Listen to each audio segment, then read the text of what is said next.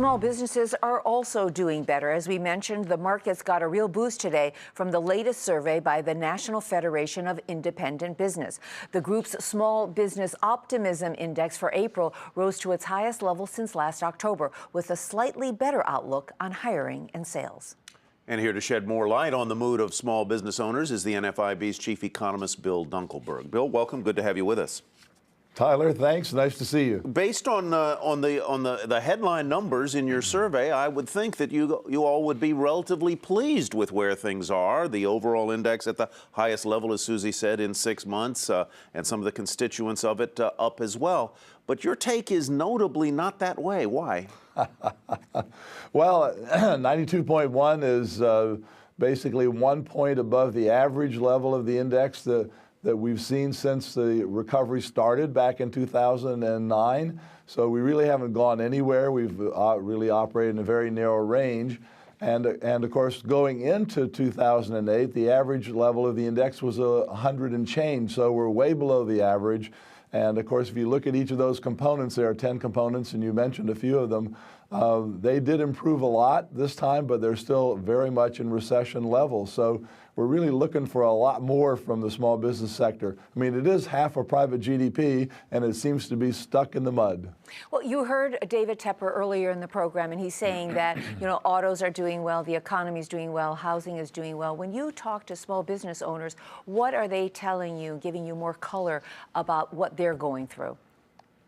Well, it is true that housing is doing well. If you look at the construction industry, it's the only industry of our kind of 10 major industry groups where more owners think the economy will be better 6 months from now than think it'll be worse. But everywhere else, we have more owners thinking that 6 months from now, the economy will be in worse shape. And so with that kind of a view, you don't get a lot of spending or a lot of hiring. We only have 4% of the owners who think it's a good time to expand. Normally, in an expansion, you'll see 15, 16, 17% who have that view. And that, of course, is where the credit demand isn't. Nobody's borrowing money to do any of these things. That was one of the interesting parts there. Most people said that their credit needs were being met. They didn't want to borrow. They weren't going to expand. They're a little more optimistic, I guess, than they had been about the conditions 6 months from now. But they're certainly not taking on lots of expenditures to grow or to hire or to raise the wages they pay, right? That's right. We had a nice 6-point increase in the job creation percentage, but it was an increase from a net zero planning to increase total employment. So that's not good. We have a net 0% planning to add to inventories, so orders aren't going to be going up to those manufacturing firms that would like to produce this stuff. 4% think it's a good time to expand, a terrible number.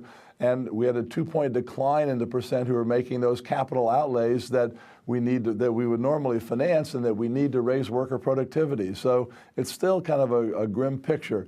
If you look at the profitability of this half of the economy, we're glad that these aren't publicly traded companies because the economy is clearly very bifurcated. The big firms are doing well, record profits, record stock market, but the small firms, they're stuck in the mud. On that note, we have to leave it. Bill Dunkelberg, thank you very much. He's the chief economist of the NFIB.